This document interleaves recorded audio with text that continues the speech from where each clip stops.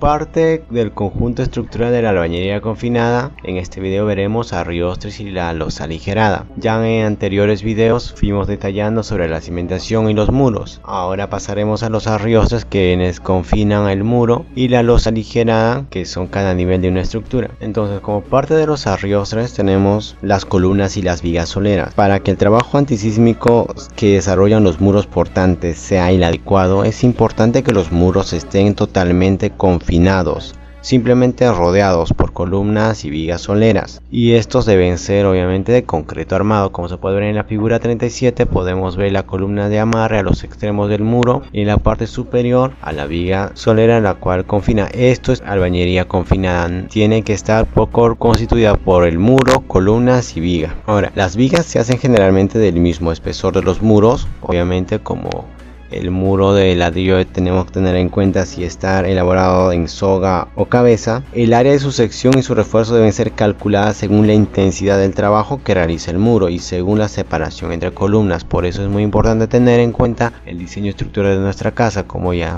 también mencioné anteriormente, los diseños estructurales varían según el tipo de zona y todo eso, entonces no es para todo igual, y es por eso muy importante consultar a un técnico. Si se tienen muros muy largos, se deberán colocar columnas cada 3 o 3.5 metros si son de soga, o cada 5 metros si son de cabeza. Entendamos, si los muros son demasiado largos, por ejemplo en la imagen de la figura 15 podemos ver en la parte donde indica el cursor, donde me sitúo en la parte del muro donde es corto, obviamente ambos extremos tiene que ir y donde es necesario la columna, pero en este caso quiero dar a entender también cuando los muros son demasiado largos sin ninguna planificación. En viviendas, por ejemplo, en anteriores ejemplos hemos estado viendo la imagen de la figura 5, donde se deberá colocar tal como se muestra en la figura, y de esta manera poder recibir las cargas de los pisos superiores, y estas pueden ser transmitidas a los pisos inferiores y posteriormente a la cimentación, que esto desembocará a lo que es el terreno. Ahora pasemos a la losa aligerada. Los techos forman parte de la estructura de una vivienda, están hechos de concreto armado, siempre es de concreto armado, las columnas, las vigas y las losas, toda estructura que no sea muro es de concreto armado y se utilizan como entrepisos. Las losas aligeradas están ubicadas entre pisos, pueden apoyarse sobre los muros portantes, vigas o placas según qué tipo de estructura y el diseño que tengamos. Las losas aligeradas cumplen básicamente tres funciones.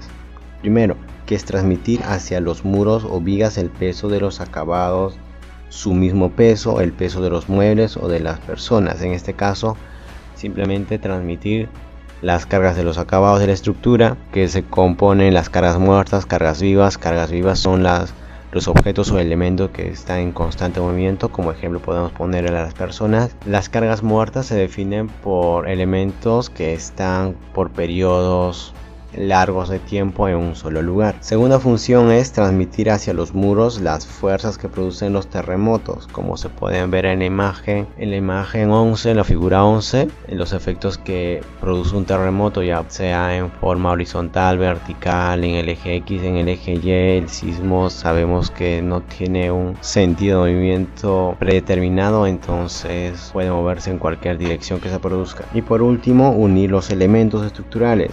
La losa aligerada une las columnas, vigas y los muros, y de esta manera tener la estructura uniforme y que trabajen en conjunto como si fuera una sola unidad, y de esta manera también podamos transmitir las cargas hacia la parte de la cimentación, como se puede ver en la imagen o figura 10, la distribución de carga para que sea uniforme. Y también es importante que las paredes que se construyeron en el primer piso también sean prolongadas en el segundo piso, de esta manera las cargas sean transmitidas directamente, no variar, por ejemplo en el piso 2 no poner muros sino son de tabiquería o para separación a la mitad, y de esta manera perjudicar, sino tal cual como se empezó se termina. Algunos detalles podemos ver también sobre los sismos de la figura 12, en qué sentido se puede mover. Ya vimos en los videos anteriores de que trata esto, lo pueden ir viendo, principalmente en lo que era la densidad de muros, cómo calcularlos. Principalmente en esto tengo unas recomendaciones que detallar. Para los que puedan visitar el anterior video,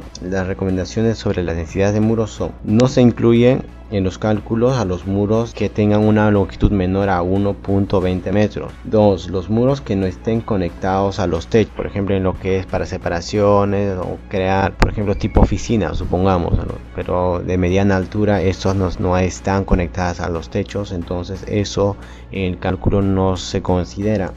Los muros sin confinar, es decir, sin columnas y vigas, estos tampoco, porque la mayoría de las personas ponen un muro, piensan que solamente ladrillo y se olvidan de lo que es la columna y los vigas. Esto no se considera, aunque sí existen, pero no se considera en lo que es el cálculo de las densidades.